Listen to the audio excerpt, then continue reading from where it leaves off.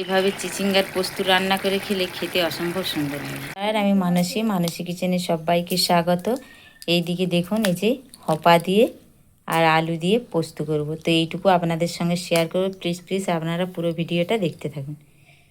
Gas এখন ধরিয়ে দেখুন কতটা কিন্তু জল বেরিয়েছে। আমি একটু কিন্তু এখানে জল ব্যবহার করিনি, আর এখানে কিন্তু আমি লবণ দিইনি। তো চলুন আর একটু ভালো করে শুকিয়ে নিই। কিন্তু শুকিয়ে এসেছে, এবারে আমি দিয়ে দেব লবণ। দিয়ে দিচ্ছি পরিমাণ মতো লবণ। আমি লবণ দেওয়ার পরে আবারও খুব ভালো করে ভেজে নেব 1 মিনিটের মতো।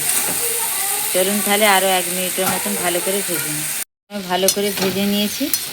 এবারে লঙ্কার গুঁড়ো দিয়ে দিলাম। লঙ্কার গুঁড়ো দিয়ে আরও 1 মিনিট ভালো করে ভেজে নেব একদম। চলুন তাহলে ভালো করে ভেজে নিই।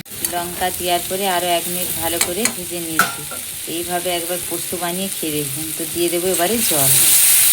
তো প্রথমেই কিন্তু আগে পোস্ত দিতে যাবেন না, এতে করে কিন্তু পোস্ত স্বাদটা খেতে ভালো আসে না। আমি এইভাবে বাড়িতে বানাই, সবাই কিন্তু বাড়ির সকলেই কিন্তু খেয়ে খুব প্রশংসা করে।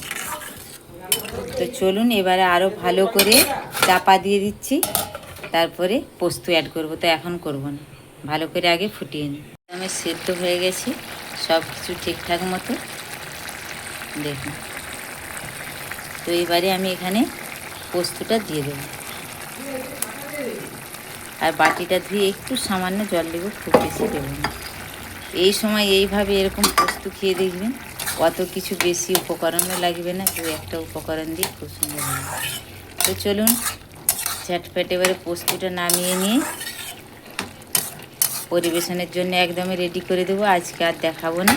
তো চলুন এখানেই ভিডিওটা শেষ করছি। আমার একদমই নর্মাল পোস্ত রান্নাটা চিচিঙ্গার কেমন লাগলো অবশ্যই কমেন্টের মাধ্যমে জানাবেন। ভালো লাগলে লাইক শেয়ার করবেন। আপনারা ভালো থাকবেন, সুস্থ থাকবেন, সাবধানে থাকবেন। খুব শিগগিরই দেখা হচ্ছে অন্য একটা রেসিপি।